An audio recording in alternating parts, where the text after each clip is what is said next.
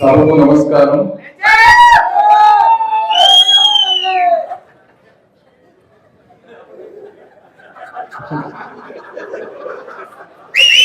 మీరు ఇలా వేస్తే నా ఫ్లో అవుతుంది. పట్టభద్రుడు పట్టం కట్టినటువంటి అనుభవం తెనాలి గడ్డపై త్యాగానికి నిదర్శనం. ఆలస్యమైన మా అందరి చేత ఓటు వేయించుకొని 6 సంవత్సరాలు అధికారం అనుభవించబోతున్న అదృష్టవంతులు ఆలపాటి రాజేంద్ర ప్రసాద్ గారు.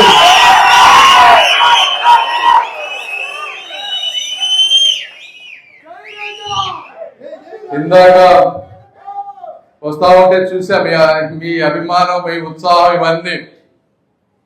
యాక్చువల్ గా ఎలక్షన్స్ ముందే నాకు తెనాలి వస్తే అందరూ వచ్చి సార్ రాజా గారికి సిటీ పెయింట్ సార్ అనేవాడు. పొద్దున్న నుంచి సాయంత్రం దాకా రోజు ఇదే పంచాయతీ ఉండేది నాకు. ఎందుకంటే ఫస్ట్ గురిపాలనలో నేను వచ్చింది ఇక్కడ అడుగు పెట్టినప్పుడు. ఏంది రాజా గారు ఇంత మందిని ఎట్లా చేసుకున్నారు, ఇంత పకడ్బందీగా ఇంతమంది చెప్తున్నారని నాకు కూడా ఆశ్చర్యం వేసేది. ఏది రాజా గారు చేపిస్తున్నారా, నిజంగానే అభిమానం ఉందా ఇందులో అని. అంటే ఆ విధంగా ఉంటే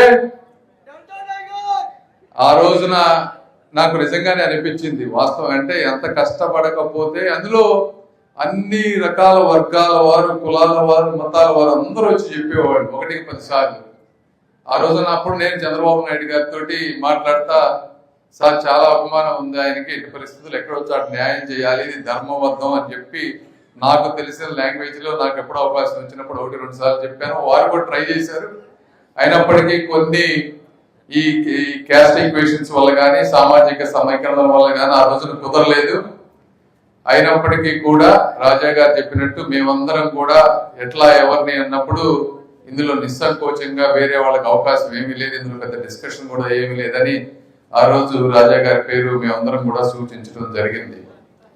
ఇది ఎందుకు చేశారంటే, ఒకటి మీరు మీ మీద పెట్టుకున్నటువంటి అభిమానం వారు, రెండోది సీట్ రానప్పుడు ఎవరికైనా బాధ ఉంటుంది. ఎందుకంటే అన్ని సుదీర్ఘ రాజకీయ అనుభవం ఉన్నప్పుడు బాధ రాకపోతే ప్రాబ్లం, బాధ వచ్చిందంటే మనిషి అన్నట్టు బాధ ఉంటుంది, అది తప్పులేదు.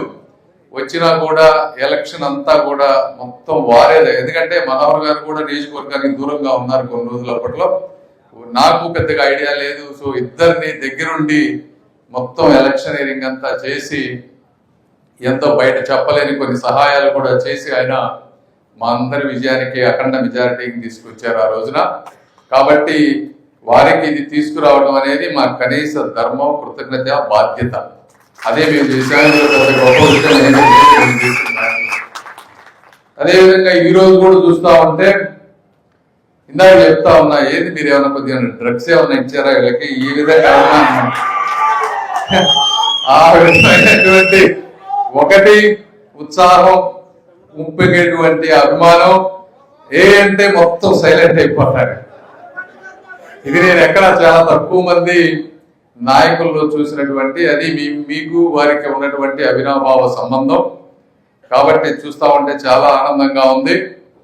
ఇంకొక విషయం రాజా గారు చెప్పినట్టు ఇప్పటి నుంచి చాలా ఇంపార్టెంట్ ఏంటంటే, ఈ రాష్ట్ర భవిష్యత్తు బాగుండాలి అంటే కనీసం 10 నుంచి 15 సంవత్సరాలు ఈ కూటమి ప్రభుత్వం అధికారంలో ఉండాల్సినటువంటి అవసరం చాలా ఇంపార్టెంట్. ఎందుకంటే ఒక చిన్న ప్రాజెక్టు శాంక్షన్ చేసి తీసుకురావటానికి నేను కేంద్ర మంత్రిగా ఉంటేనే ఎంతో టైం పడతా ఉంది. అంతా నాకు వ్యవస్థలన్నీ అర్థం చేసుకొని మనుషులందరూ ఉండి, సమర్థత ఉండి, అందరినీ కలుపుకొని వెళ్ళగలిగిన నాకే ఇన్ని రోజులు పడతా ఉంది అంటే మామూలుగా చాలా కష్టం. ఒక ప్రాజెక్ట్ తీసుకురావడం, తీసుకువచ్చిన తర్వాత దాన్ని ఎగ్జిక్యూట్ చేయడం ఇంకా చాలా కష్టం. ఇవన్నీ కాబట్టి 2-3 సంవత్సరాల్లో ఏది అయ్యేటువంటి పరిస్థితి ఉండదు. కాబట్టి కనీసం 10-15, ఇప్పుడంటే ఔటర్ రింగ్ రోడ్డే మీకు ఎగ్జాంపుల్ చెప్పాలి. ఔటర్ రింగ్ రోడ్ వచ్చేటప్పటికి 70 మీటర్లు అని పెట్టారు ఫస్ట్.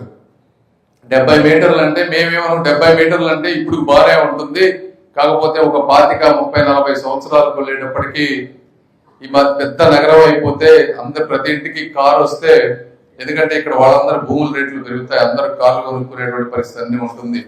ఫ్యూచర్ లో ఇది సరిపోదని దాన్ని 140 మీటర్లు పెట్టమని అడిగాం. 70 మీటర్లతో ఎంత ప్రాజెక్ట్ స్టేజ్కి వచ్చిన తర్వాత మళ్ళీ మన చంద్రబాబు గారు వచ్చిన తర్వాత మళ్ళీ దాన్ని 140 మీటర్స్ అంటే మళ్ళీ మొత్తం రీడిజైన్లు చేయించాలి, కేబినెట్కి వెళ్ళాలి, మోదీ గారు అప్రూవ్ చేయాలి. దీనికి మళ్ళీ 4,000 కోట్లు ఎక్స్ట్రా ఖర్చు అవుతుంది. వారు భరిస్తారా, మనం భరిస్తామా, ఏ విధంగా భరిస్తాం, ఇవన్నీ చేయటం ఒక ఎత్తు. ఏది తీసుకురావాలి, ఏదో ఒకటి హడావిగా చేయాలంటే ప్రతి ఒక్కళ్ళు చేసేయగలుగుతారు. కానీ ఒక విజన్ తోటి ఈ ఆంధ్ర రాష్ట్రం అద్భుతంగా ఉండాలి, ఒక 40 ఏళ్ళు 50 ఏళ్ళు చరిత్రలో గుర్తుండే విధంగా ఉండాలి అంటే అన్ని పకడ్బందీగా ప్లాన్తో చేయాల్సినటువంటి అవసరం. ఇవన్నీ చేసి డబ్బులు తీసుకొచ్చి ల్యాండ్ ఎక్విజిషన్ లో మీకు తెలిసి ఎంత ప్రాబ్లమ్స్ ఉంటాయో, మళ్ళీ అందులో కొంతమంది ల్యాండ్ ఇవ్వనంటారు. ఇవన్నీ అడ్జస్ట్ చేసుకొని రోడ్లు వేసి ఇవన్నీ చేయాలంటే చాలా టైం పడుతుంది. కాబట్టి 10-15 సంవత్సరాలు ఈ కూటమి ఏదైనా క్యాపిటల్ కట్టాలన్నా అన్నిటిలోనూ అదే పరిస్థితి. కాబట్టి ఆ విశాల దృక్పథం దృష్ట్యా కూడా ప్రతి ఒక్కళ్ళు కూడా ఎవరికి తగ్గట్టుగా వాళ్ళు కలిసి ఎలా పనిచేయాలి అనేది నిర్ణయించుకోవాలి. ఎందుకంటే తెలుగుదేశం, జనసేన, బీజేపీ విడిపోతే మొదటగా లాభపడే వ్యక్తి జగన్మోహన్ రెడ్డి గారు, ఎక్కువగా నష్టపోయేది ఆంధ్ర రాష్ట్రం. కాబట్టి వారు చెప్పింది ఇది చాలా ఇంపార్టెంట్. మనం ఎక్కడ కూడా ఈ రోజు మీరు వాస్తవంగా చంద్రబాబు నాయుడు గారి దగ్గర నుంచి కొన్ని నేర్చుకోవాలి. మనం కూడా అందరం మనకి అధికారం అంటే ఆంధ్ర రాష్ట్రంలో ఉన్నటువంటి ఎంపీలపై ఆధారపడి ఈరోజు కేంద్ర ప్రభుత్వం నడుస్తూ ఉంది. ఏదైనా అడగొచ్చు, ఏదైనా చేయొచ్చు. అయినప్పటికీ కూడా చంద్రబాబు నాయుడు గారు తగ్గి జాగ్రత్తగా మేము కానీ అందరం కూడా ఒక మంచి అవినాభావ సంబంధం ఈరోజు బీజేపీ వారితోటి పెంచుకొని ఎక్కడికక్కడ ప్రాజెక్ట్స్ తీసుకొచ్చేటువంటి పరిస్థితి. ఇప్పుడు మీరు కూడా చూస్తే నేను కూడా చాలా తీసుకురాగలిగాను. ఒక 9 నెలల్లో అన్నీ తీసుకురాగలిగామంటే మామూలుగా అయితే చాలా కష్టం. మీరు చూస్తుంటారు గత 20-30 సంవత్సరాల్లో ఎన్ని బ్రిడ్జిలు వచ్చినాయి, ఎన్ని వచ్చినాయి అనేది. ఇవన్నీ చేయగలుగుతున్నాం అంటే బీజేపీ వారి సపోర్ట్ ఉంది. చంద్రబాబు నాయుడు గారు మేము అక్కడ ఏ విధంగా అయితే అందరితో కలిసి పని చేసుకుంటున్నామో మీరు కూడా కంపల్సరీగా ఆ విధంగా కలిసి పని చేయాలి అని చెప్పి మీ అందరికీ మనస్ఫూర్తిగా కోరుకుంటూ మరొకసారి రాజా గారికి వచ్చినటువంటి అవకాశాన్ని వారు సద్వినియోగం చేసుకుంటారని ఆశిస్తూ మా బాధ్యత అయిపోయింది, మీరు మాకు చేసిన దానికి మేము మా బాధ్యత అయిపోయిందని తెలుపుకుంటూ మా తెనాలి ప్రజలందరికీ కూడా మనస్ఫూర్తిగా కృతజ్ఞతలు తెలుపుకుంటూ సెలవు తీసుకుంటారు. Thank you. రాజా గారికి వచ్చినటువంటి అవకాశాన్ని వారు సద్వినియోగం చేసుకుంటారని ఆశిస్తూ మా బాధ్యత అయిపోయింది, మీరు మాకు చేసిన దానికి మేము మా బాధ్యత అయిపోయిందని తెలుపుకుంటూ మా తెనాలి ప్రజలందరికీ కూడా మనస్ఫూర్తిగా కృతజ్ఞతలు తెలుపుకుంటూ సెలవు తీసుకుంటారు. Thank you.